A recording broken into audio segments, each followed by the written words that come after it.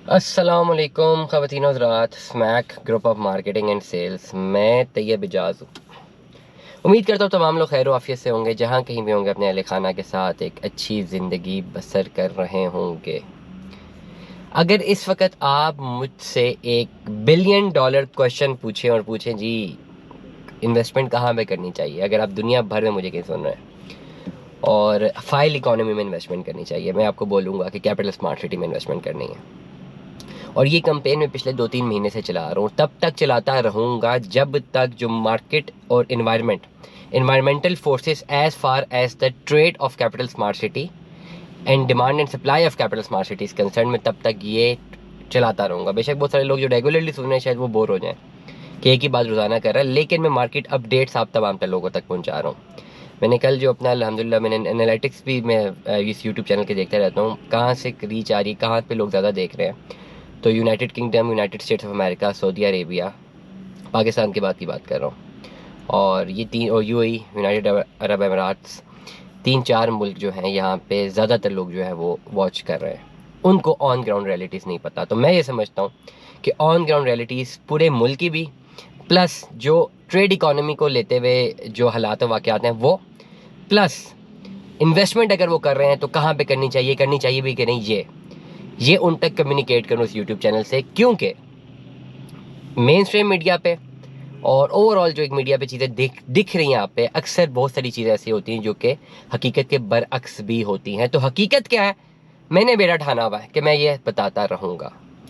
इस वक्त दुनिया भर में लोग क्या सोच रहे हैं पाकिस्तान के बारे में, एक टेक्निकल क्वेश्चन है ना, कि डिफ़ॉल्ट कर गया, तबाह हो गया, बर्बाद हो गया, भीख मांग रहा है, व्हाट्सएवर द थिंग्स आर। अगर स्टैट्स देखें तो ऐसे ही कुछ नज़र आता है, लेकिन अगर ऑन ग्राउंड में इकोनॉमी देखता हूँ, मुझे डिफ़ॉल्ट होते हुए नज़र नहीं आ रहा, लेकिन इन्फ्लेशन नज़र आ रही है। इन्फ्लेशन होगी, इन्फ्लेशन और होगी।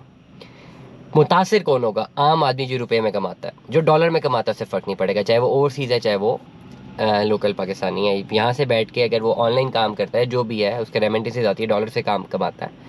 जो बंदा डॉलर्स में कमा रहा है ना, उसको कोई फ़र्क नहीं पड़ने लगा। चाहे ओवरसीज़ पाकिस्तानीज़ की भी फैमिलीज़ को कोई फ़र्क नहीं पड़ने लगा, ठीक होगा। आम आदमी को फ़र्क पड़ेगा, उसको एक अलग डिटेल उस पर जाएंगे। अगर इन्वेस्टमेंट के पॉइंट ऑफ व्यू से मैं खाली लिंकेज हो जाऊँ, तो इन्वेस्टमेंट तब डूब सकती है जब आपका डिफ़ॉल्ट कर जाए। मुल्क डिफ़ॉल्ट नहीं करेगा, क्योंकि मुल्क को डिफ़ॉल्ट करने दिया जा नहीं सकता। थोड़ा सा इकोनॉमिक से बाहर निकलते हैं, ज्योग्राफी पे आते हैं। आपकी जो ज्योग्राफिकल लोकेशन है ना, जो कनेक्शन है, आप अगर डिफ़ॉल्ट करना चाहे भी ना, तो बहुत सारे ऐसे एक्टर्स हैं जो आपको डिफ़ॉल्ट करने नहीं देंगे, क्योंकि भाई अब मार्केट है, अब 22 करोड़ 23-24 करोड़ लोगों की मार्केट है, इतनी बड़ी अब मार्केट है। और मज़े की बात यह है कि आप सुबह उठते हैं तो अपना टूथब्रश से लेकर एंड रात तक सोने तक भी अगर आप कोई प्रोडक्ट यूज़ करते हैं ना, तो वो भी सारा का सारा मल्टीनेशनल कंपनीज़ का। आप यहाँ पे तो कुछ बनाते ही नहीं, अगर बनता भी है यहाँ पे कुछ है तो वो ओन आप करते नहीं हैं। इवन गाड़ियाँ यहाँ पे नहीं बनती, गाड़ियाँ बनती हैं, दैट्स अनदर पॉइंट, बहुत सारी बनती होंगी, जो पार्ट्स हैं वो नहीं बनते। आपकी फार्मास्यूटिकल इंडस्ट्री डिपेंडेंट होती है, आपकी फॉरेन ट्रेड पे डिपेंडेंट है। अब तो अल्लाह माफ़ करे, आप जो एग्रीकल्चर रिच आप कंट्री थे, अब वो भी अब डिपेंडेंट कर दी है इंपोर्ट्स पे। तो ये तो एक बहुत बड़ा क्वेश्चन मार्क आ गया ना कि मुल्क किस दहाने पर है। लेकिन आप 22-23 करोड़ लोग, आप एक मार्केट भी तो है ना एक दुनिया की, काफ़ी ज़्यादा जियोग्राफी को मद्देनज़र रखते हुए, जियो स्टैटिस्टिक्स भी हम इसको कह सकते हैं।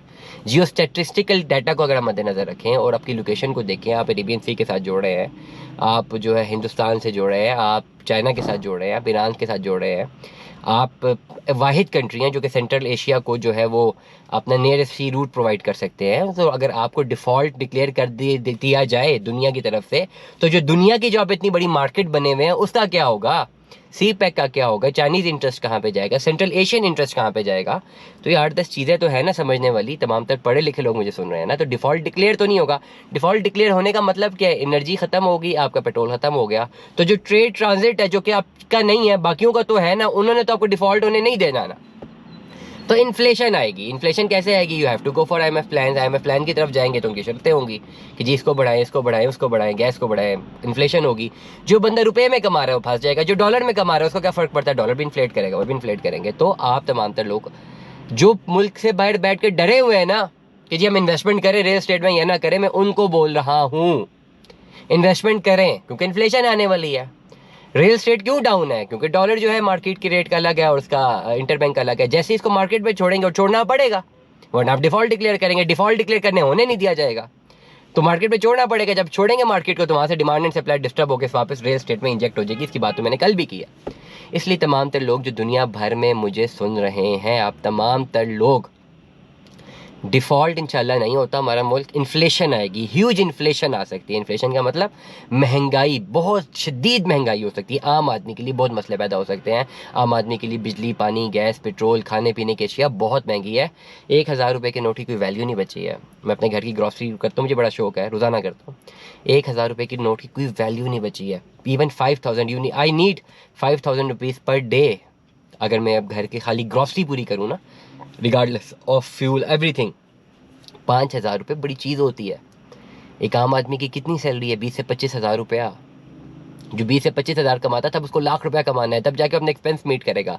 तो it is known as inflation. लेकिन इससे मुतासिर कौन होगा? आम आदमी।